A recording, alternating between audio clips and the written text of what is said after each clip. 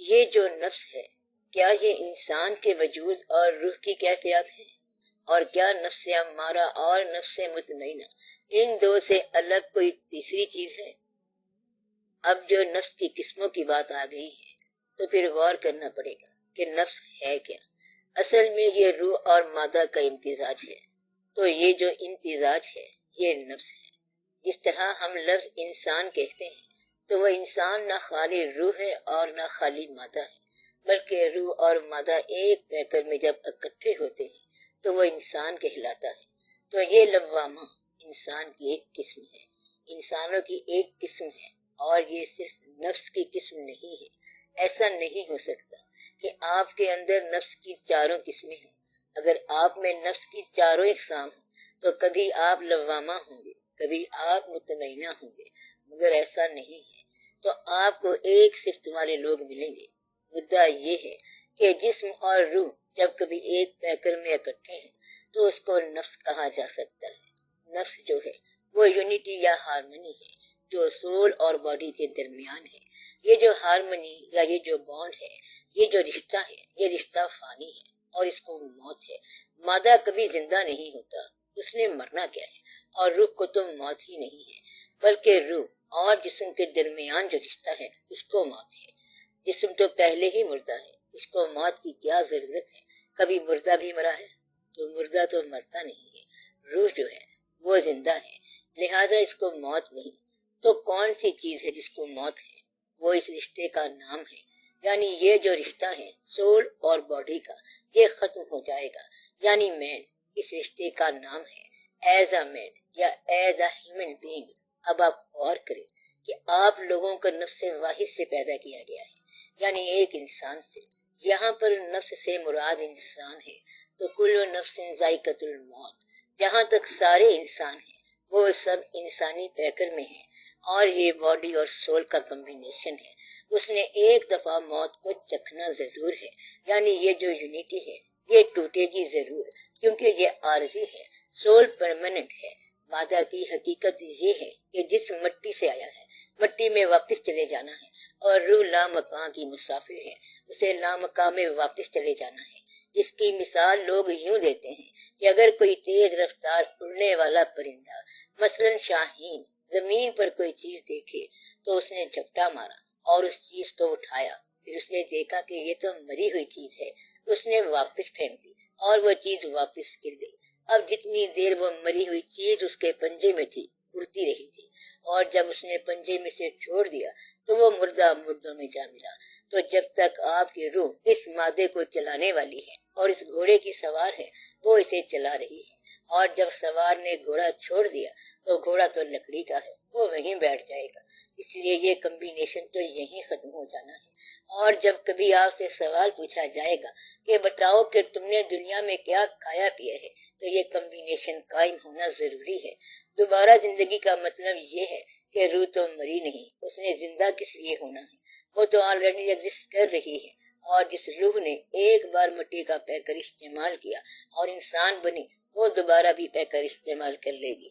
تو پھر آپ اس فارم میں آ جائیں گے اور اس کیفیت میں آ جائیں گے، کیونکہ اگر کوئی انسان دانا ہے اور وہ دانا ایک غلطی کرے تو اس کی دانائی میں ایک سوال ہو سکتا ہے۔ آپ اگر اب بوڑھے ہو گئے ہیں اور بچپن میں آپ نے کوئی غلط کام کیا تھا تو اس کا اب سوال نہیں کر سکتے کہ تم نے کیوں کیا۔ اسے اگر یوں کہیں کہ جب تم بچہ تھا تو یہ کام کر کے بھاگا کیوں تھا، تو وہ کہے گا کہ وہ تو بچہ تھا، میں کہاں تھا، بھاگا تو بچہ تھا۔ بچہ جب ختم ہو گیا تو اب آپ اس سے بچپن کے بارے میں سوال نہیں کر سکتے، کیونکہ اب وہ بچپن نہیں ہے۔ تو جس عمر میں آپ سے کوئی غلطی سرزد ہو گئی ہے تو اسی عمر میں سوال ہوگا۔ آپ کے اعمال کی باز پرس اس وقت ہوگی جب آپ کو اعمال کی کیفیات عطا کی جائیں، یعنی جس وقت آپ سے پوچھا جائے گا کہ یہ بات کیوں کی ہے، تو پھر آپ کو وہی حالت عطا کی جائے گی۔ اللہ تعالیٰ نے ارشاد فرمایا کہ آپ کو دوبارہ اسی جامع میں اسی حالت میں پیش کیا جائے گا تاکہ آپ جواب دیں۔ تو بچپن کے اعمال بچپن کے اندر، آپ کے بچپن کے بارے میں جب پوچھا جائے گا تو آپ کو بچپن دے کر پوچھا جائے گا، اور جوانی کے بارے میں پوچھا جائے گا تو جوانی دے کر پوچھا جائے گا، کیونکہ پہلے جوانی میں آپ سے عمل ہوا ہے۔ اب اللہ کریم نے یہ فرمایا ہے کہ میں نے پہلے جوانی دی ہے، دوبارہ جوانی دے کر پوچھ لوں گا۔ بوڑھے آدمی سے جوانی کے اعمال نہیں پوچھ سکتے۔ پوچھیں گے کون آدمی تھا، کہے گا جوان تھا۔ اگر جوانی کے عمل کے بارے میں پوچھا جائے کہ تو نے اتنا کھایا پیا کیوں تھا، تو وہ کہے گا پہلے بد ہضمی ہے، کھانے پینے کا ذکر کہاں سے کر رہے ہو، اس لیے جوانی کی حالت میں جوانی کا سوال ہوگا، بڑھاپے کی حالت میں بڑھاپے کا سوال ہوگا۔ جب یہ پوچھا جائے گا کہ تم نے اولاد کے ساتھ کیا نیکیاں کی ہیں، تو پھر آپ کو صاحب اولاد بنا کر پوچھا جائے گا۔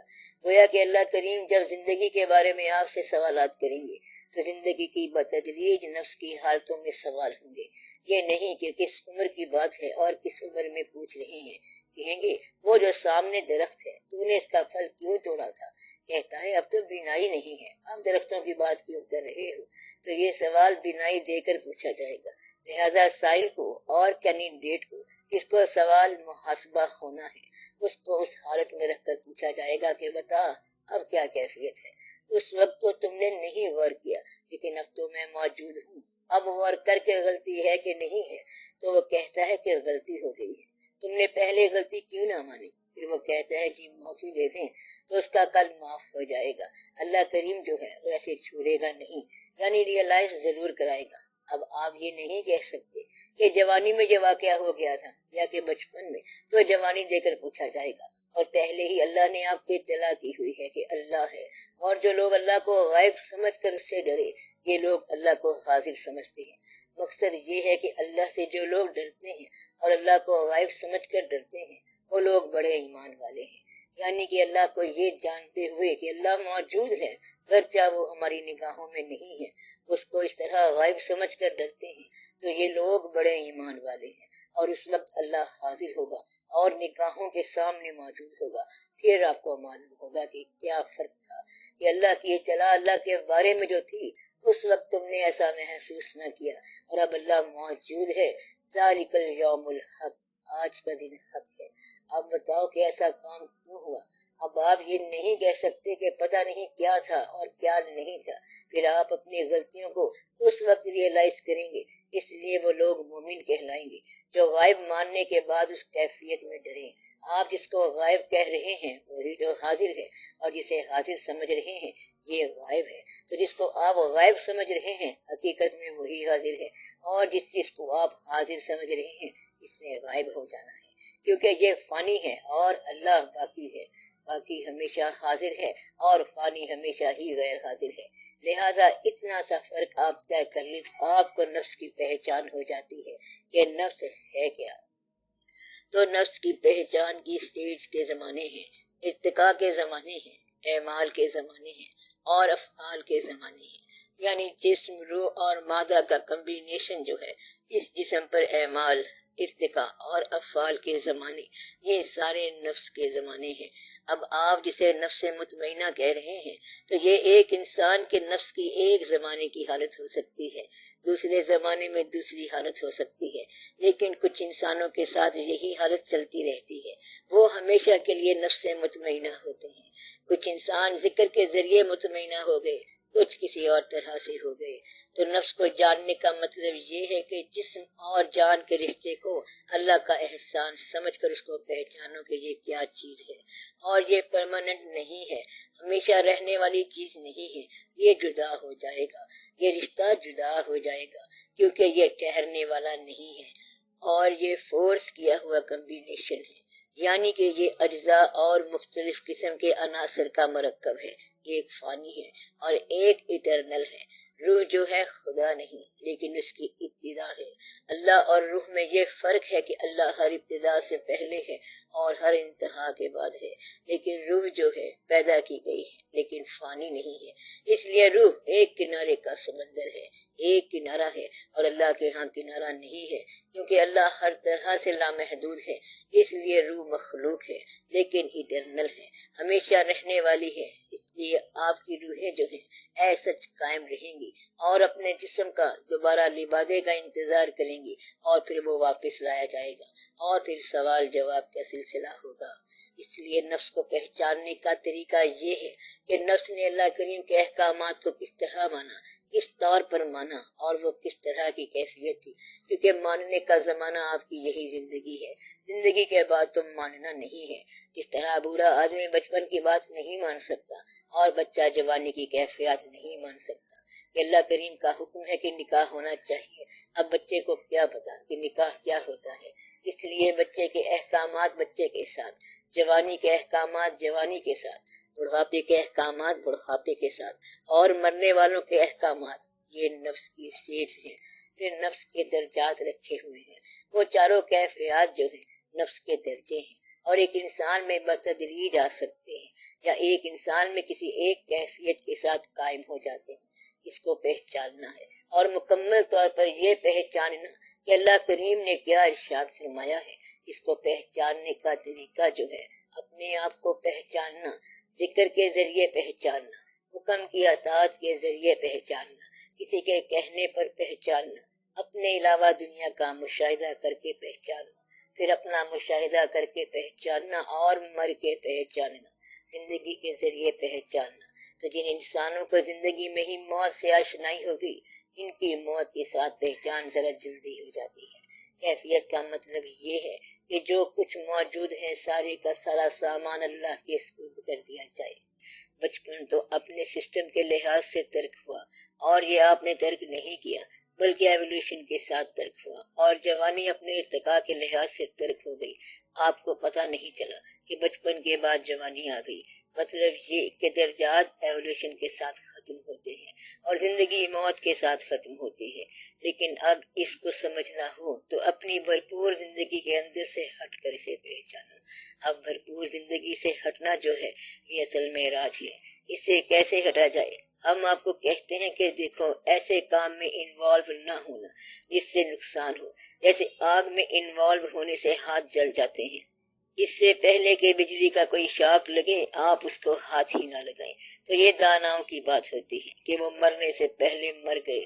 جو مرنے سے پہلے مر گئے تو ان کو ایک اور شعور حاصل ہوا، وہ شعور عرفان نفس کہلاتا ہے کہ وہ مرنے سے پہلے مر گئے، یعنی اپنی کیفیات سے علیحدہ ہو گئے اور اپنے آپ کو اللہ کے ماتحت کر دیا۔ اور پھر جب ایک نیا شعور حاصل ہوگا تو اسے آپ کہیں گے عرفان۔ مقصد یہ کہ ہم میں سے ہر آدمی اللہ کریم کی تابع داری میں ہے۔ تابع داری میں اس طرح ہے کہ کوئی انسان گھوڑا نہیں بن سکتا۔ اب انسان ہونے کی مہر لگا دی اللہ نے تو ہم انسان ہی رہیں گے۔ تابع داری تو ہو گئی، مقصد یہ ہے کہ ہم سارے تابع داری میں ہیں، کہ جب تک انسان انسان ہے وہ تابع داری میں ہے۔ کوئی آدمی اپنے قد سے باہر نہیں نکل سکتا، اس طرح وہ تابع داری میں ہے۔ کوئی آدمی نیند ترک نہیں کر سکتا تو یہ تابع داری ہے۔ کوئی انسان بچوں کی محبت سے گریز نہیں کر سکتا، یہ تابع داری تو فطری طور پر ہر انسان میں ہے۔ اب اس کے بعد مذہب کی کیفیت پیدا ہوئی۔ فطری طور پر ہر آدمی اپنی ضروریات کا غلام ہے یا مجبوریوں کے ماتحت ہے۔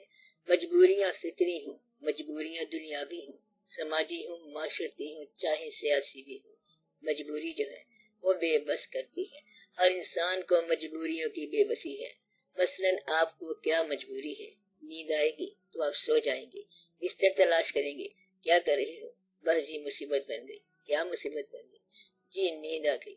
پھر کھانا تلاش کر رہے ہیں، بھوک لگ گئی ہے، یہ بھی مجبوری ہے۔ اس طرح انسان مجبوری میں چیزیں تلاش کرتا پھر رہا ہے۔ پھر کبھی چڑیا کو آپ دیکھیں، وہ چڑیا ڈھونڈتی ڈھونڈتی ایک تنکا تلاش کر رہی ہے۔ تنکا کس لیے؟ اس سے آشیانہ بنے گا، کیونکہ انڈے دینے کا وقت آ گیا۔ مطلب یہ کہ ان کی اپنی مجبوری ہے۔ آشیانہ بنانے کے بے شمار طریقے ہیں، ہر پرندے کے الگ الگ سسٹم ہیں۔ یعنی یہ مجبوریاں فطری طور پر ہیں کہ بچھو کو ڈنگ دیا گیا ہے اور کسی کو آواز دی گئی ہے، کوئل کو بہت اچھی آواز دی گئی ہے، سانپ کو اور کام دیا گیا ہے، پرندوں کو اور کام دیا گیا ہے، بلند پرواز کو بلند پرواز دی ہے۔ شاہین سے اگر آپ یہ کہیں کہ یہ چیز کھا لے اور اڑنا بند کر دے تو وہ کہے گا کہ کھانے کا میں نے کیا کرنا ہے، وہ بس پرواز کرتا رہے گا چاہے بھوکا ہی رہے، کیونکہ پرواز اس کی فطرت ہے۔ شیر سے کہا جائے کہ تو گھاس کھا لے تجھے فلاں چیز بھی ساتھ دیں گے تو وہ کہے گا کہ گوشت کھاؤں گا ورنہ کچھ نہیں کھاؤں گا۔ مطلب یہ کہ یہ مجبوریاں ہیں۔ زندگی کی مجبوریوں کو پہچاننا یہ نفس کی پہچان ہے۔ کیا آپ بات سمجھ رہے ہیں کہ نفس کی پہچان یہ ہے کہ کون سا انسان کس مقام پر جسم کے تقاضوں سے کیسے بے بس ہو گیا؟ جسم کیا ہے؟ روح اور مادہ کا امتزاج۔ جسم کے تقاضوں میں فطری محبت بھی ہے، ماں باپ کی محبت بھی ہے، اولاد کی محبت بھی ہے، کھانا بھی ہے، دوسری ضرورت بھی ہے، مکان بھی بنانا ہے۔ تو یہ سارے کا سارا کاروبار فطری ہے اور یہ سارا نفسانی ہے۔ اب جتنا کاروبار سیکولر ہے، لا مذہب دنیا کا سارا کارخانہ جو ہے، یہ سارا عرفان نفس ہے، جس میں اسپیس کو دریافت کرنا، چاند پر جانا، سائنس کو دریافت کرنا، زمین کی پہنائیوں میں جانا، یہ ساری زولوجی، باٹنی، سائنس، ساری سوشل سائنسز، نفسیات، فلسفہ، وجودیت، موجودیت، یہ سارے کا سارا نفس ہے۔ اس میں کسی حوالے کی ضرورت نہیں ہے۔ انسانی ذہن کی رفتار ہر رفتار سے زیادہ ہے، ہر رفتار سے اس طرح زیادہ ہے کہ ابھی میں سوچ رہا تھا کہ ایفل ٹاور کہاں ہے، اور پھر میں نے کہا آپ یہ بتاؤ کہ تاج محل کہاں ہے۔ ایفل ٹاور کدھر اور تاج محل کدھر؟ منٹ نہیں لگا ذہن کو، ذہن وہاں چلا گیا اور پھر ذہن یہاں چلا گیا، یعنی پہلے پیرس چلا گیا، پھر آگرہ چلا گیا، اب ذہن جہاں مرضی چلا جائے۔ میں چمن میں چاہے جہاں رہوں، میرا حق ہے فصل بہار کر۔ تو ذہن ہر جگہ جا سکتا ہے۔ ذہن کی پرواز اور ذہن کا سفر لامحدود ہے۔ کوئی انسانی غم کسی طرح کا ہو، آنسو ایک جیسے ہیں۔ کمال کی بات تو یہ ہے کہ کل تو تجھے چوٹ لگی تھی اور تو رو رہا تھا، اور آج تجھے کوئی اور تکلیف ہوئی تو رو رہا ہے۔ کہتا ہے کہ تکلیف جس طرح کی ہو، رونا میں نے اسی طرح ہے۔ آپ بات سمجھ رہے ہیں؟ یعنی رونا جو ہے ہر طور پر غم کا باعث ہوگا۔ مطلب یہ کہ انسان کی آنکھ نے رونا ضرور ہے، اور مذہب والے ہوں یا لا مذہب ہوں، سب کی آنکھ میں آنسو یکساں ہوں گے، اور روتے ہوئے شکل تھوڑی سی خراب ہو جاتی ہے۔ تو یہ سارا نفس ہے، اور کہکہا لگانا بھی نفس ہے، دوڑنا نفس ہے، آرام کرنا نفس ہے، کسی کے ساتھ نیکی کرنے کی فطری خواہش، بدی کرنے کی فطری خواہش، شہر چھوڑنے کی خواہش، شہر بسانے کی خواہش، سفر کرنے کی خواہش، مقیم رہنے کی خواہش، یہ سارا ہی نفس ہے۔ یہ زمین کا جتنا کارخانہ سجایا گیا ہے، یہ سارا نفس ہے۔ پھر کہتے ہیں کہ اب اس کمبینیشن کو چھوڑ کے دیکھو اور کبھی روح کا زیادہ خیال رکھو۔ پھر لوگوں نے کیا کام کیا؟ جسم کو لاغر کر کے دیکھا۔ یہ دیکھنے کے لیے جسم کو لاغر کیا کہ گھوڑا اگر نہ ہو تو کیا سوار چل بھی سکتا ہے؟ تو جسم کو لاغر کیا، پھر سوار کو دیکھا تو مضبوط تھا۔ اب یہ روح کی دنیا ہے، یعنی جسم کو لاغر کر کے دیکھا، جسم کو کمزور کر کے دیکھا، فاقہ کر کے دیکھا، تو پھر اندر طاقت محسوس ہوئی، روح کی طاقت محسوس ہوئی۔ اگر روزے رکھو یا فاقہ کرو تو روح کے لیے تقویت ہوگی۔ کم سونا شروع کر دو، روح میں تقویت ہو جائے گی۔ کم بولنا شروع کر دو، روح میں تقویت ہو جائے گی۔ سارے پٹ بند کر دو، یعنی وجود کے جتنے بھی سوراخ ہیں، سارے دروازے جو ہیں، سب کو بند کر دو، یعنی جتنے بھی اپرچرز ہیں سارے بند کر دو، جسم کے دروازے بند کر دو، تو پھر آپ کو نرنجن خود بخود ہی آئے گا۔ کیوں نہیں ہوگا؟ اگر آنکھ بند رکھو، بینائی قائم ہے مگر آنکھ بند ہے تو نظر آنا شروع ہو جائے گا۔ سماعت قائم ہے مگر کان بند ہے تو سنائی دینا شروع ہو جائے گا۔ جب سنائی دینا شروع ہو جائے گا، پھر کان بند کرنے کے باوجود بھی سماعت قائم ہوگی۔ یہ سارا روح کا کام ہے۔ تو روح کی دنیا جو ہے وہ جسم کے افعال کو، اقوال کو ایک اور انداز سے پہچاننا ہے۔ نفس کو پہچاننے کے لیے جب انسان روح کی دنیا میں آتا ہے تو پھر نفس کو ڈکٹیٹ کرنا شروع کرتا ہے۔ ڈکٹیٹ کا معنی حکم لگانا۔ نفسانی دنیا میں یعنی نفس کی دنیا میں کھانا کھاؤ گے تو صحت قائم رہے گی، اور روح کی دنیا میں کھانا نہ کھاؤ تو صحت قائم رہے گی۔ نفس کی دنیا میں جو سوئے گا وہ صحت مند ہوگا، اور روح کی دنیا میں جو سوئے گا وہ بیمار ہو جائے گا۔ یہ جو ہنسنا ہے یہ انسانی صحت کے لیے نفس کی دنیا میں بہت ضروری ہے۔ روح کی دنیا میں کم ہنسے گا، بلکہ ہنسے گا ہی نہیں۔ اللہ کا فرمان ہے کہ وہ کم ہنستے ہیں اور روتے زیادہ ہیں۔ گویا کہ نفس کی دنیا اور پیمانہ ہے اور روح کی دنیا اور پیمانہ ہے۔ یہ پرانے مذاہب اسلام سے پہلے کے مذاہب روح کے اعلانات تک آئے۔ یہ اسلام سے پہلے کی بات ہے، اور مذہب سے پہلے کا زمانہ جو ہے یعنی مذہب نہ شامل ہو تو پھر اگر انسان محنت کرے اور فکر کرے تو انسان کہاں تک پہنچے گا؟ نفس کی پہچان تک پہنچے گا۔ اگر اسلام سے پہلے کے مذاہب پر انسان غور کرے گا یعنی عیسائیت، ہندو، بدھ مت پر تو یہ صرف روح کی پہچان تک ہے۔ اسلام نے جو اس میں اضافہ کیا وہ یہ ہے کہ اس نے کہا بات یہ ٹھیک ہے کہ تم ٹھیک کہہ رہے ہو کہ نفس کی پہچان بھی ہونی چاہیے، روح کی پہچان بھی ہونی چاہیے، مگر اس سارے کے اندر ایک نئی چیز ہے۔ کبھی آپ نے غور نہیں کیا کہ مادہ تو مادہ ہے، روح تو روح ہے، روح اور مادہ کی جو کیفیات ہیں یہ بھی ہیں، لیکن ایک اور چیز پر غور کرو کہ تیری آنکھ کے اندر ایک بینائی ہے اور کائنات کے اندر ایک روشنی بھی ہے۔ اسلام نے نیا تصور دیا، وہ تھا نور کا تصور، نورانی اللہ کا جو تصور ہے یہ اسلام نے شامل کر دیا۔ پھر نفس بھی پیچھے رہ گیا، روح بھی پیچھے رہ گئی۔ اب آپ نور من نور اللہ کی طرف آؤ۔ آپ میری بات سمجھ رہے ہیں؟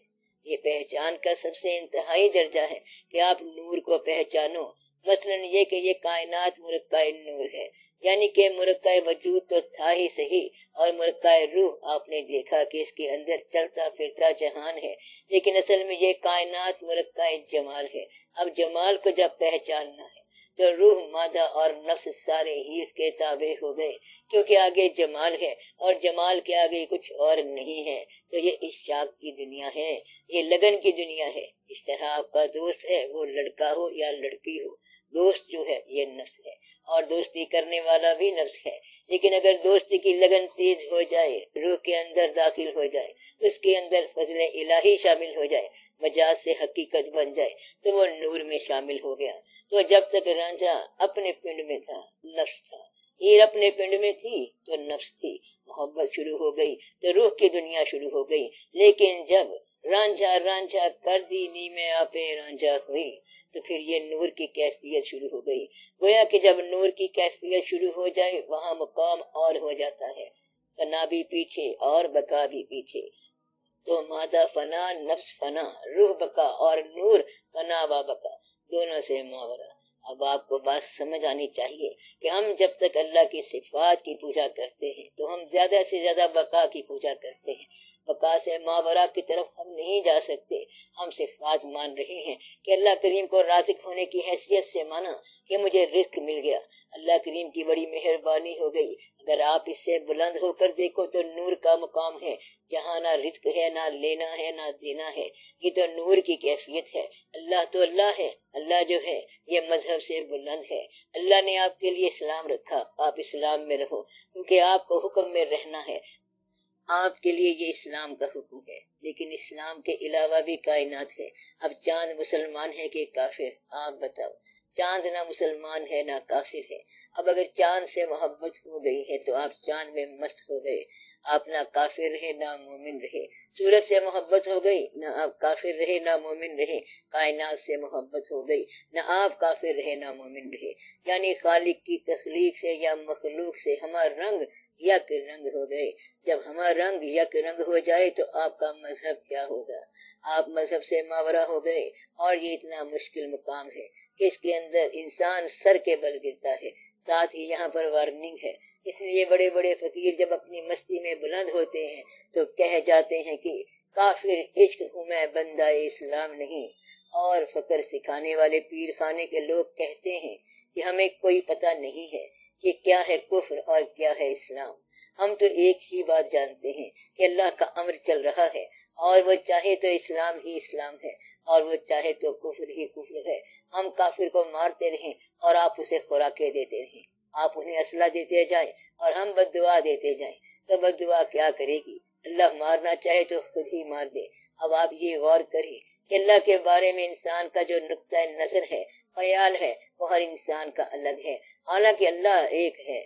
جس انسان کو ماپ کے تول کے خوراک ملی ہے وہ کہے گا کہ اللہ بہت ڈاڈا ہے، اور جس انسان کو بغیر حساب کے ملا ہے وہ کہے گا کہ اللہ ہی اللہ ہے، رونق ہی رونق ہے۔ یہ اس لیے کہ اسے بغیر حساب کے ملا ہے۔ اور جس آدمی کو شکل خوبصورت ملی ہے وہ کہے گا کہ اللہ بڑا سخی ہے۔ اگر شکل میں ذرا کمزوری ملی ہے تو وہ کہے گا کہ اللہ کریم پتہ نہیں کہ کیا کیا کرتا رہتا ہے۔ اور اگر اس شکل کو چاہنے والا مل جائے تو ساتھ ہی اسی شکل کا شکر ادا کرتا ہے۔ اس لیے اللہ کریم نے ایک بات بتائی ہے کہ دین کی پابندی میں یہ دین کے مقامات ہیں، اور اللہ آپ ان مقامات سے بلند ہے کہ ہمارا منہ خانہ کعبہ کی طرف ہے اور اللہ تمہارے دل میں۔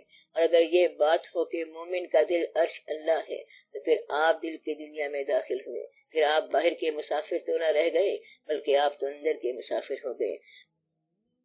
اب یہ مقام عجیب سا مقام ہے کہ اللہ کو دریافت کرنا ہے اللہ کے حوالے سے۔ ہم صفات کے حوالے سے دریافت کرتے ہیں کہ یہ قہار ہے، یہ جبار ہے، یہ رؤوف ہے، یہ رحیم ہے، یہ گناہ ہے، یہ معافی ہے، یہ غلطی ہے اور یہ توبہ ہے۔ اللہ کریم ان سب سے ماورا ہے، بلند ہے۔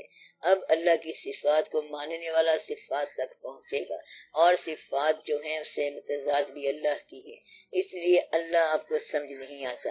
ایک آدمی عبادت کرتا رہتا ہے تو اس کو قرار ملتا ہے، سکون ملتا ہے۔ دوسرے کو کچھ حاصل ہوا، 10 روپے مل گئے، عبادت کرنے کے بعد دکان چل پڑی، اس نے بڑی عبادت کی ہے، اور ساتھ والا جو پڑوسی ہے اس کی دکان بغیر عبادت کے چل رہی ہے، اور ہم پر اللہ نے بڑا فضل کیا، پیر صاحب خوش ہو گئے۔ ایک انگریز آتا ہے اور کتنے ہی پیسے وہ پھینک کر چلا جاتا ہے۔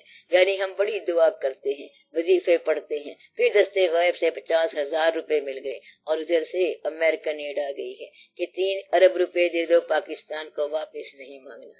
ہماری کیفیات میں غوث کا لفظ جو ہے عطا کرنے والے سخی کی بات ہے، اور ہم دیکھتے ہیں کہ امریکہ اور روس والے کافر ہیں اور کروڑوں روپے مفت دے دیتے ہیں کہ آپ کو ایڈ چاہیے، چلو یہ لے لو، 2 ارب روپے فی الحال لے لو، باقی بعد میں دے دیں گے، کوئی مسئلہ نہیں۔ یعنی وہاں تو مزے ہو رہے ہیں، حالانکہ کافر ہیں۔ لہذا اگر ہم اللہ سے بھی مدد منسوخ کرتے ہیں تو وہ مدد کافر بھی کر دیتا ہے۔ اللہ شفا دینے والا ہے تو UCH کیا کر رہا ہے، یعنی امریکن ہسپتال، تو آپ کو ہسپتال کی ضرورت کیا ہے اگر اللہ شفا دینے والا ہے؟ گویا کہ یا تو ہمیں یہ یقین نہیں ہے کہ اللہ شفا دیتا ہے، یا پھر ہسپتال بھی شفا دیتا ہے۔ اگر ہسپتال بھی شفا دیتا ہے تو پھر آپ یہ نہ کہو کہ اللہ شفا دیتا ہے۔ شفا کا تعلق ڈاکٹر کے ساتھ ہے اور اللہ کا تعلق کسی اور بات سے ہے۔ آپ کو بات سمجھ آئی؟ آپ بڑی مشکل سے بچے میڈیکل کالج میں داخل کراتے ہیں، گویا کہ ڈاکٹر بنے گا، شفا ہوگی اور مریضوں کا پیسہ بھی صاف کرے گا اور بیماری بھی صاف کرے گا، یعنی دونوں کام کرے گا۔ جو بھی صفت آپ اللہ کی بیان کریں، کوئی سی بھی آپ بات کریں، وہ صفت کہیں نہ کہیں انسانوں میں پائی جائے گی۔ اللہ ذات جو ہے وہ صفات سے ماورا ہے۔ اللہ کریم نے آپ کے سمجھنے کے لیے کچھ صفات بتائی ہیں کہ میں معاف کرنے والا ہوں، رؤوف ہوں، رحیم ہوں، اور اول بھی ہوں، آخر بھی ہوں، ظاہر بھی ہوں اور باطن بھی ہوں۔ اب ظاہر بھی وہ ہے، باطن بھی وہ ہے، اور اگر ہم اسے اندر سمجھیں تو باہر کون ہے، باہر دیکھیں تو پھر اندر کون ہے، تو پھر اندر بھی وہ ہے، باہر بھی وہ ہے، پھر میں کون ہوں؟ بات تو اتنی رہ گئی کہ اندر بھی وہ ہے، باہر بھی وہ ہے، پھر درمیان میں کون ہے؟ تو یہ صفات کی دنیا ہے۔ اور اگر آپ ذات کی دنیا میں داخل ہو جائیں تو جلوائے ذات سے ذات کی دنیا میں پہنچنے والا مقام نور سے متعارف ہوتا ہے۔ نور جو ہے نفس اور روح دونوں سے بلند ہے۔ گویا کہ دنیا کا سفر، پہلا سفر نفس کا سفر ہے اور ضرورت کا سفر ہے۔ کھانے کا تعلق بھوک سے ہے، سونے کا تعلق نیند سے ہے، بارش کے ساتھ مکان کا تعلق ہے، اور مجبوریوں کا علاج کرتا رہا بیچارہ انسان، لیکن پھر سوچا کہ اب روح کی بات کریں تاکہ کچھ لطافت، کچھ کیفیات ہوں، اور پھر فائنل سٹیج آ گئی، یعنی اسلام، کیونکہ نور کے آگے مقام کوئی نہیں ہے، لہذا اسلام کے بعد مذہب کوئی نہیں ہے۔ اب نور کے آگے کیا مقام ہو سکتا ہے؟ اس لیے اسلام کے بعد کوئی مذہب نہیں آئے گا، اور حضور پاک صلی اللہ علیہ وسلم کے بعد کوئی پیغمبر نہیں آئے گا، کیونکہ مقام نور بیان ہو گیا۔ مقام نور کا معنی ہے جلوہ نور اور اللہ کریم کی ذات۔ تو یہ ایک ایسی بات ہے جس کے آگے کوئی مقام ہی نہیں۔ اس لیے ہم اپنے دل میں جب کبھی اللہ کا تصور کرتے ہیں تو ہم اگر ضرورت کے لیے اللہ کو یاد کر رہے ہیں تو ابھی ہم نفس کی دنیا میں ہیں اور نفس کی تکلیف میں ہیں۔ نفس کی تکلیف ہو تو انسان کی دور کر سکتا ہے، یعنی اگر آپ کو نیند نہیں آتی تو ہم آپ کو دوائی دے دیتے ہیں کہ دوائی کھا لی جائے تو نیند آ جائے گی۔ نفس کی بیماری کا علاج انسان کر سکتا ہے، یعنی کوئی دوسرا انسان۔ اگر آپ کے پاس پیسہ نہیں ہے تو کسی بھائی سے مانگ لو، یہ نفس کا علاج ہو گیا۔ چھوٹے موٹے نقائص ہیں یہ دور ہو جائیں گے۔ نفس کا علاج، نفس کی ضروریات، نفس کی مجبوریاں دوسرا انسان ایک انسان کے لیے پوری کر سکتا ہے۔ یہاں پر انسان ہی قادر ہے یعنی نفس کی دنیا میں۔ نفس کی دنیا میں انسان وہ تکلیف دور کر سکتا ہے کہ جو تکلیف نقصان کا باعث ہے۔ روح کی دنیا میں دعا کی ضرورت ہوتی ہے۔ مثلا ایک انسان کو دوسرے انسان سے محبت ہو گئی اور وہ انسان جو عام لگتا ہے اب ہماری طرف مائل نہیں ہوتا، یہاں پر دعا کی ضرورت پڑ گئی تو وہ انسان جو ہے اس کو باقی انسانوں سے ممتاز بنا رہا ہے کیونکہ محبت ہو گئی ہے۔ اگر سارے بچے زندہ ہیں تو کوئی پتہ نہیں، اور جب اپنا بچہ بیمار ہوا تو اس نے کہا کہ ساری دنیا بیمار ہے۔ اب یہ روح کا رشتہ ہو گیا، تو روح کے رشتے میں اپنائیت آ گئی، تو نور کے رشتے میں الہیات آ جاتی ہے۔ بس اللہ کے حوالے سے بات کرنی ہے، دشمنی بھی اس کے حوالے سے اور دوستی بھی اس کے حوالے سے۔ اور نور کا رشتہ جو ہے یہ پھر اور ہی کیفیت ہے، کس کو زیادہ دے دو اور اس کو کم دے دو۔ وہ کہتا ہے کہ ہم دونوں ایک وقت پر آئے ہیں لیکن اس کو زیادہ کیوں دیا گیا ہے، تو وہ کہتا ہے کہ یہ فرق تو خدا کی طرف سے ہے، تم نہیں سمجھ سکتے، حالانکہ دونوں اکٹھے آئے، کمرے میں اکٹھے داخل ہوئے ہیں۔ وہ کہتا ہے کہ ایک کو ساری بادشاہی دے دو اور دوسرے کو کہتے ہیں کہ تم پھر کبھی آ جانا۔ اس میں انصاف کی بات نہیں ہوتی ہے بلکہ اس میں مشیت کی بات ہوتی ہے۔ یہی وجہ ہے کہ امیر خسرو چاہے تو یہ دل بھر ہو کر باہر نکلے اور باقی لوگ جائیں تو پھر وہ خالی رہ جائیں۔ وہاں اور کیفیات ہوتی ہیں۔ الہیات کے حساب سے نور کی دنیا میں اللہ کا منشا ہے۔ اسلام کے احکامات جو ہیں یہ درمیانے لوگوں کے لیے ہیں تاکہ آپ کی روح درست رہے، آپ صاف ستھرے رہو، ایک ملت بن جاؤ، دنیا میں کامیاب ہو جاؤ۔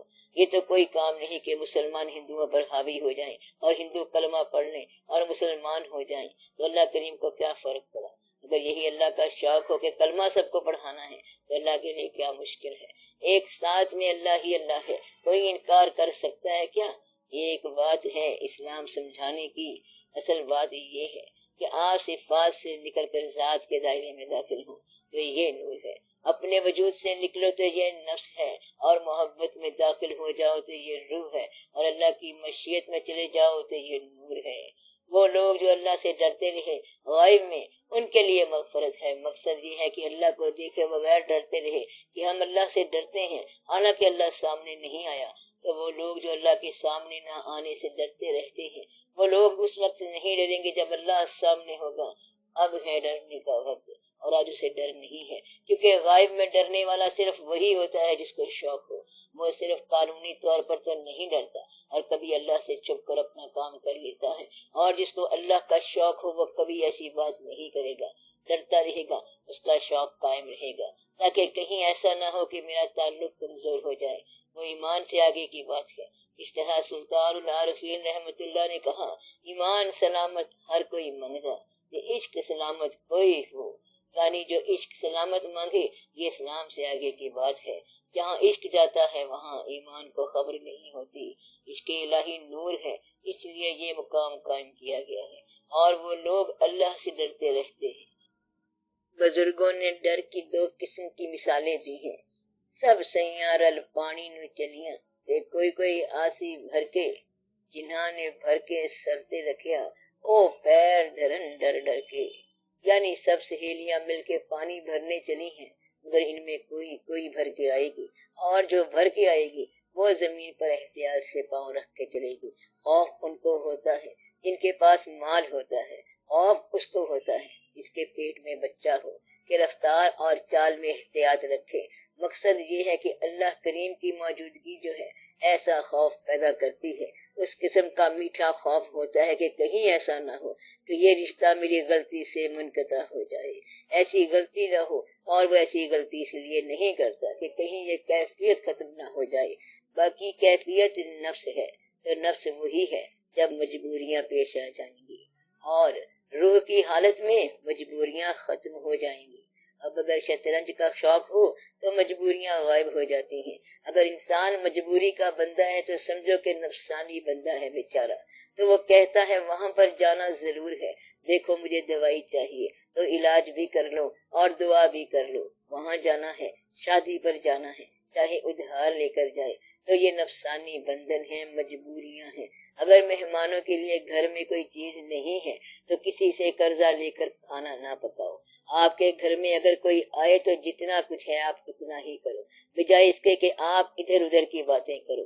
تو نفس جو ہے یہ مجبوریوں کا نام ہے، آپ دیکھو کہ آدمی کی زیادہ دنیا مجبوریوں کی دنیا ہے، نفس کی جکڑی ہوئی ہے، انسان بھاگا جا رہا ہے، آ رہا ہے، جا رہا ہے، صبح سے دوڑ رہا ہے بیچارہ، آگے آگے خواہش ہوتی ہے اور پیچھے پیچھے بندہ ہوتا ہے، کبھی مجبوری آگے آگے بھاگتی ہے اور بندہ پیچھے پیچھے ہوتا ہے، کبھی مجبوری چابک لیے پیچھے آتی ہے اور بندہ آگے آگے بھاگ رہا ہوتا ہے، مجبوری کے ہاتھ میں کوڑا بھی ہے اور یہ بھگاتی ہے انسان کو کہ ادھر جاؤ ادھر جاؤ، پھر وہ سوچتا پھرتا ہے کہ قرضہ دینا ہے، مجبوری ہے، پھر کوئی بات یاد آتی رہتی ہے، یہ سوچنے کی مجبوری ہے، تو مجبوری چین سے نہیں بیٹھنے دیتی، اور یہ ساری نفس کی بات ہے، اگر دوست مل جائے مجبوری بے شک قائم ہو تو چین آ جاتا ہے، مجبوری وہی ہے، غریب ہی ہے، امیر نہیں ہوا، لیکن دوست مل گیا، کہتا ہے جی دوست مل گیا ہے، اب غریبی کا ڈر نہیں، حالانکہ دوست کوئی پیسہ تو نہیں ہے، لیکن وہ کیفیت بدل گئی، اور اگر اللہ کے ساتھ رشتہ ہو جائے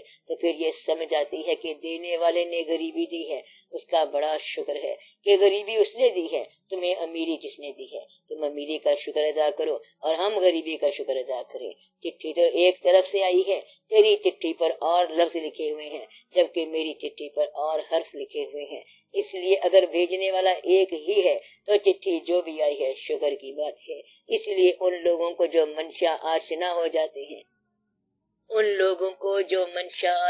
ہو جاتے ہیں انہیں اور لطف آ جاتا ہے، مجبوریاں ختم ہو جاتی ہیں اور وہ ایسے نظام میں داخل ہو جاتے ہیں کہ وہاں کائنات میں آزاد ہوتے ہیں، پابندیوں کے باوجود وہ پابند نہیں ہوتے، کہتا ہے کون؟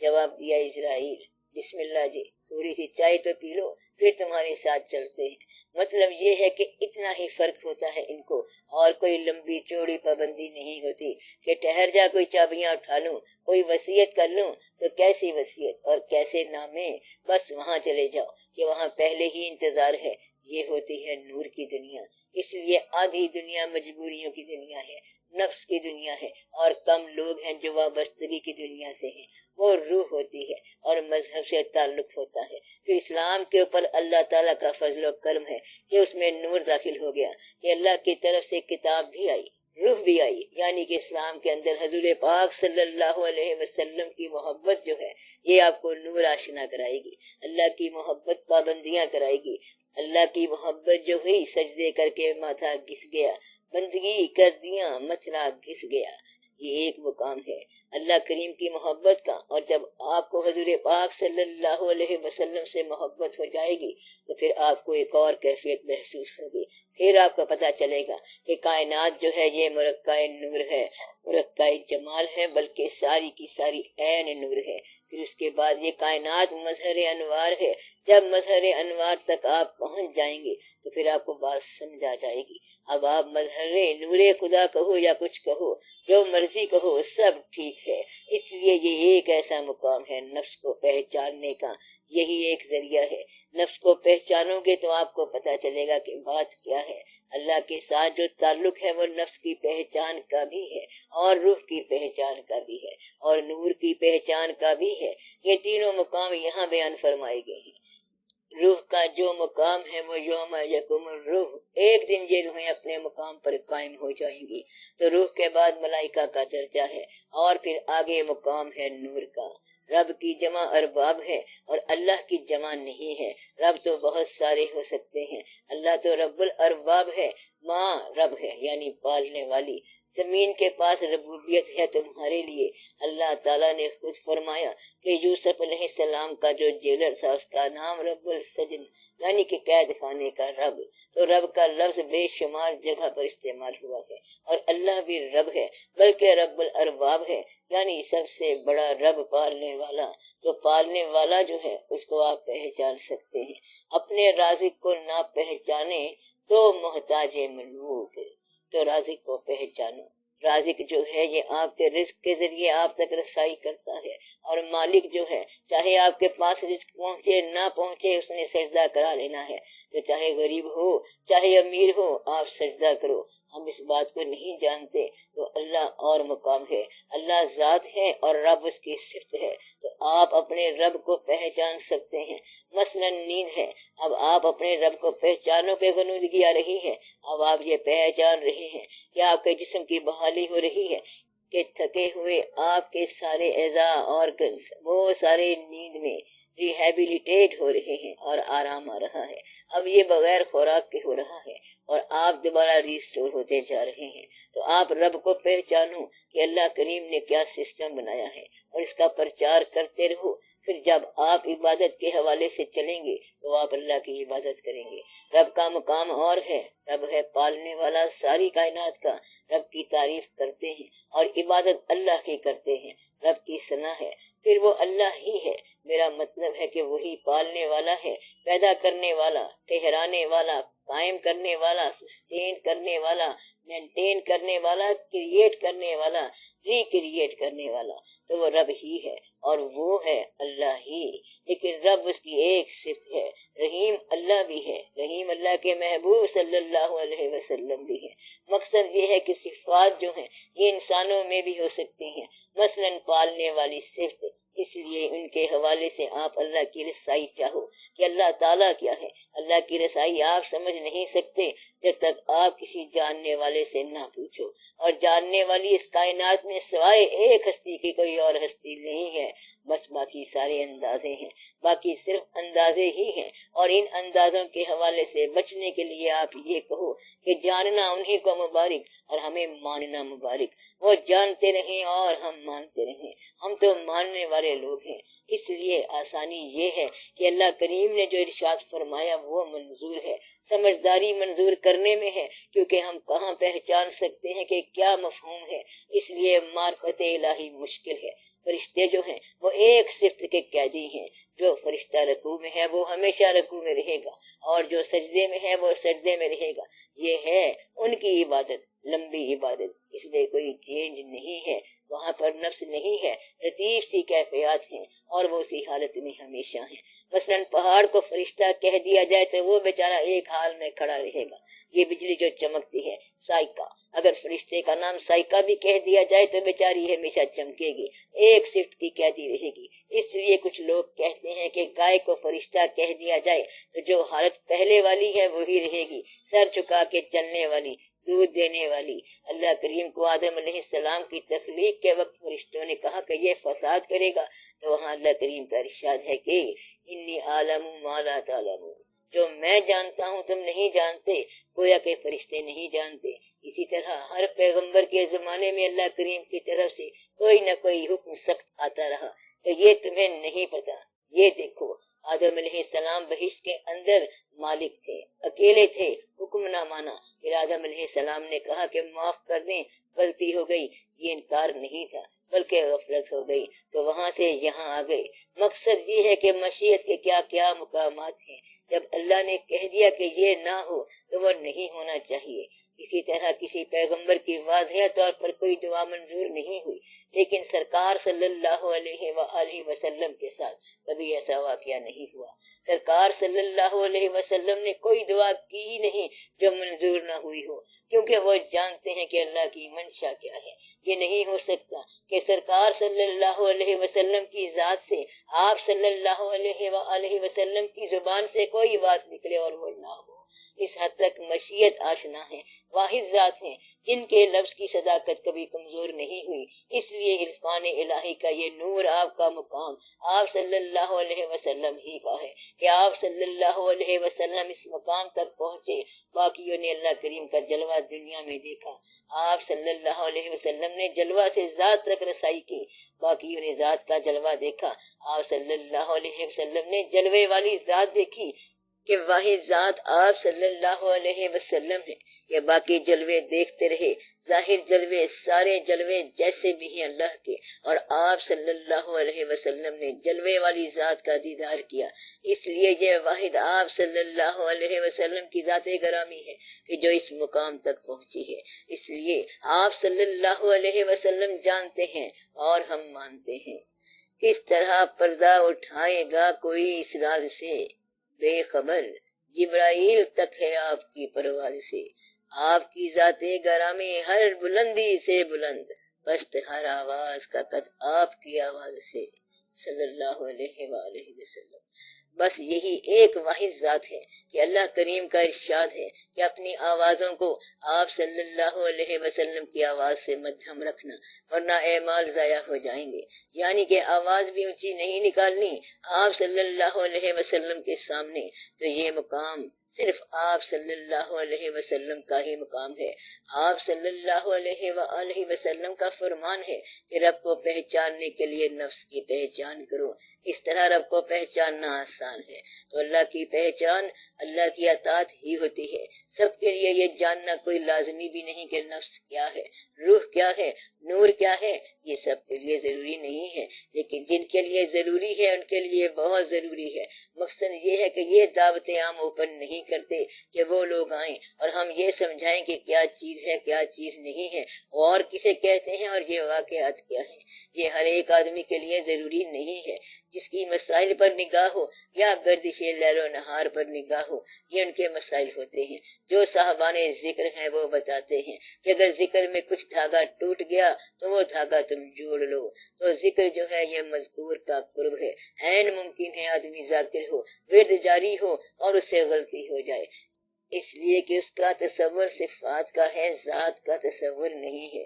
اس لیے ذکر کے اندر گم رہنے والا انسان ضروری نہیں کہ جلوے سے آشنا ہو۔ ذکر کرنے والے بے شمار سائل فقیر مانگنے والے ہوتے ہیں، ورد جاری ہوتا ہے، ذکر کرتے جا رہے ہیں، مانگتے چلے جاتے ہیں۔ مدعا یہ ہے کہ ذکر آپ کو ایبسارب کرتا ہے، محویت دیتا ہے، مگر جب تک اندر سے صفات نہ بدلیں ذکر اس وقت تک آپ کو کچھ نہیں دیتا۔ جب آپ مرنے سے پہلے اگر مر چکے ہوں تو پھر ذکر کی کیفیت اور ہے، تو ذات آشنا ہونے کے لیے ایک اور مقام ہے۔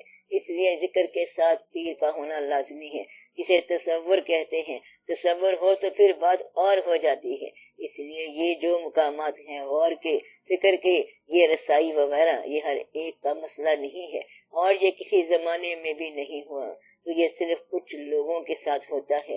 عام مسائل یہی ہوتے ہیں کہ یہ کیا مسئلہ ہے، میں غصے میں بیوی کو یہ کہہ بیٹھا، اب کفارہ کیا ہوگا، کچھ حالات میرے ایسے ہو گئے ہیں، خرچ زیادہ ہو گیا آمدن سے، اب کیا کیا جائے، یا تو وہ خرچ کم کرے یا آمدن زیادہ کرے، اور اگر دونوں نہیں ہوتے تو تیسری بات یہ ہے اس کے لیے دعا کرو کہ اللہ تعالیٰ اس کے لیے کوئی سبب بنائے۔ جس آدمی کا رزق ضرورت سے کم ہو گیا، جیسا کہ عام طور پر ہو جاتا ہے، یا تو اس کی کمپنسیشن کرو۔ رزق اگر کم ہو گیا، جیب خرچ کم ہو گیا، تو پھر اور کوئی رزق آپ کو ملا ہوگا، مثلا ایمان کا رزق مل گیا ہوگا، نور کا رزق مل گیا ہوگا، کوئی دوست مل گیا جس سے غریبی دور ہو گئی، حالانکہ دوست بھی غریب ہی ہے، لیکن ایسا محسوس ہوتا ہے کہ غریبی ختم ہو گئی، اسے دیکھ کے کہتے ہیں آپ آ گئے، کوئی کمی نہیں رہ گئی، حالانکہ کمی وہی ہے جو پہلے تھی۔ اس لیے اللہ کریم کبھی انسان کو اکیلا نہیں چھوڑتا۔ ایک چیز ہوتی ہے دوستی، اور یہ چیز کہیں نہ کہیں موجود ہوتی ہے۔ اللہ کریم فرماتا ہے کہ آپ کے لیے دریاؤں میں، بارشوں میں، آسمانوں میں، زمینوں میں رزق ہے۔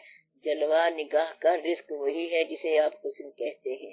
رانائی نگاہ کو رزق مل گیا کہ کہیں پھول نظر آ گئے، کہیں ستارے نظر آ گئے، کہیں بادل نظر آ گئے، کہیں چہرے نظر آ گئے، تو یہ آنکھ کو رزق مل رہا ہے۔ اب پیٹ کا رزق ہے کھانے سے، باقی رزق تو سارے فری ہیں۔ تو ایک رزق میں اتنا شور مچاتے جا رہے ہیں کہ رزق نہیں ملتا جی۔ پیاز نہیں کھاتے کیونکہ مہنگے ہو گئے ہیں، پیاز نہ کھاؤ تب بھی رزق چلتا رہتا ہے۔ یہ دعا کرو کہ اللہ تعالیٰ سب کا رزق فراخ کرے، سب کی ضرورت کے مطابق پورا کرے۔ اس لیے دعا ضروری ہے، دعا ضرور کیا کریں۔ باقی تو ہمارے وقت حالات ہی ایسے ہیں، ہم لوگ جس دنیا میں ہیں اس میں ایسے ہی رہیں گے۔ امریکہ میں بڑا مال ہے، وہاں ایمان نہیں ہے، اور سعودی عرب میں اور عربوں کے پاس بڑا مال ہے لیکن بڑا غرور ہے، اور اسلام اور مسلمان ہونے کے باوجود ان کی عادتیں وہی ہیں جو غیر مسلموں کی ہیں، یعنی غرور، خود سری اور پتہ نہیں کیا سے کیا۔ نہ خانہ کعبہ کی عزت کرتے ہیں اور نہ دوسرے مقامات کی عزت کرتے ہیں۔ لے دے کے زمین پر آپ ہی لوگ ہیں، یعنی ہندوستان اور پاکستان کے لوگ۔ اصل میں اسلام کے صحیح چاہنے اور ماننے والے لوگ یہی ہیں، کیونکہ ان کے قمیل میں بزرگوں نے یا فقیروں نے آ کر اسلام پھیلایا اور بڑی محبت کے ساتھ پھیلایا۔ تو آپ یہ لوگ جو مسلمان ہیں یہ بڑے ہی صحیح معنوں میں مسلمان ہیں، اور آج کی نسل تک اسلامیات ہی پہنچی ہے، اسلام نہیں پہنچا، اور جلد سے جلوس ہی پہنچے ہیں، بیچاروں کے پاس صحیح بات نہیں پہنچی۔ ان کو بھی سمجھا دیا جائے گا کسی وقت۔ جو آدمی اللہ کے بارے میں کچھ دریافت کر چکا ہے تو وہ اس کی اپنی دریافت ہے، یہ اندازہ ہے، دوسرے پر مسلط نہ کرے۔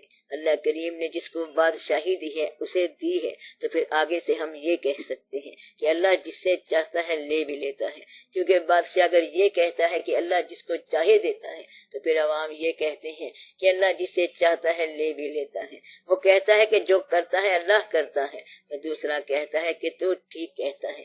جب اس کا ہاتھ دوسرے کی گردن پر پڑا تو کہتا ہے کہ اب بول، جو کرتا ہے اللہ ہی کرتا ہے۔ تو کمزور آدمی یہ نہیں کہتا کہ جو کرتا ہے اللہ ہی کرتا ہے، طاقتور یہی کہتا ہے کہ یہ اللہ کی مرضی ہے جو کچھ ہو رہا ہے۔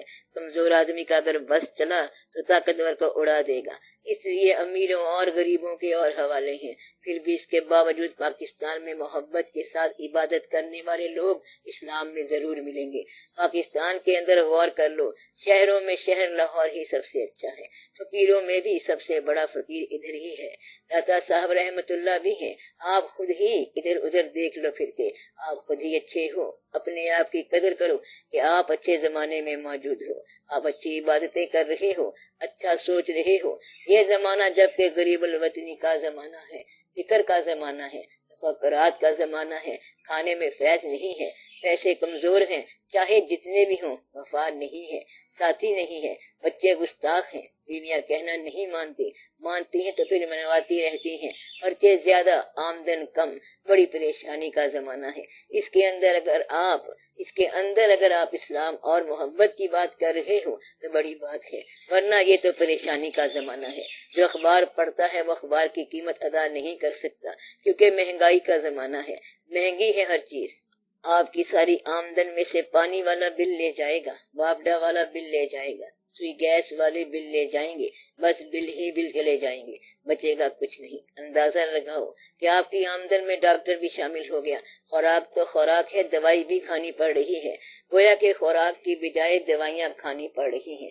فکر پیدا ہو گئی، مجبوریاں ایسی آ گئی ہیں کہ بڑی ہی مجبوریاں ہیں، گمراہی کے مضمون ہیں ہر طرف۔ جن لوگوں نے غیب کے ساتھ اللہ کو مانا اور ڈرنے والے ہیں ان لوگوں کے لیے مغفرت ہے۔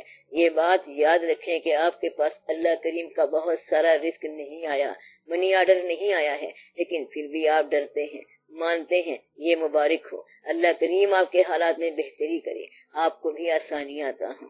یہ تو میں نہیں کہتا کہ آپ کے گھر سے تیل نکلے، لیکن یہ کہ مال تو آنا چاہیے، ایک آدھ بچہ باہر چلا جائے یا گھر بیٹھے مل جائے تب بھی ٹھیک ہے۔ ضرور تم نے بچہ باہر بھیجنا ہے، جدائیاں کیا کرنی ہے، اللہ سبب بنانے والا ہے۔ میں یہ کہہ رہا ہوں کہ ہر چیز ہر ایک کے لیے نہیں ہے، لیکن جن کے لیے ہے ان کے لیے بہت ضروری ہے، اس لیے اس کا پیرامیٹر بنانا بہت ضروری ہے۔ یہ خیال بڑا عرصہ بہت سے لوگ تلاش کرتے رہے ہیں، اللہ نے مہربانی کی ہے کہ آپ کو بیٹھے بٹھائے بات مل گئی ہے۔ تاریخ میں بہت کم بلکہ چند مقام پر یہ بات آئی ہے جب کہا جائے کہ سوال کرو، ورنہ عام طور پر ایسا نہیں ہوا، ورنہ تو لوگ بتاتے ہیں کہ یہاں پر صرف یہ سوال کرنا ہے، یہاں ایسا نہیں ہے۔ چلو اب دعا کرو دل سے اور سب کے لیے، اور اللہ کریم سب کو آسانیاں عطا فرمائے، سب کا بھلا، سب کی خیر۔ سب سے پہلی بات یہ ہے کہ آپ کے رزق میں برکت ہو، رزق میں برکت آ جائے تو بڑی رحمت ہو جاتی ہے، تعاون کرنے والے دوست بن جاتے ہیں، تو اسی زندگی کے اندر ہی انقلاب پیدا ہو جاتا ہے۔ اللہ مہربانی کرنے پر آ جائے تو بڑی ہی مہربانی ہو جاتی ہے، اس لیے جلد حالات ٹھیک ہو جاتے ہیں۔ تو اللہ تعالیٰ مہربانی فرمائے، آمین یا رب العالمین۔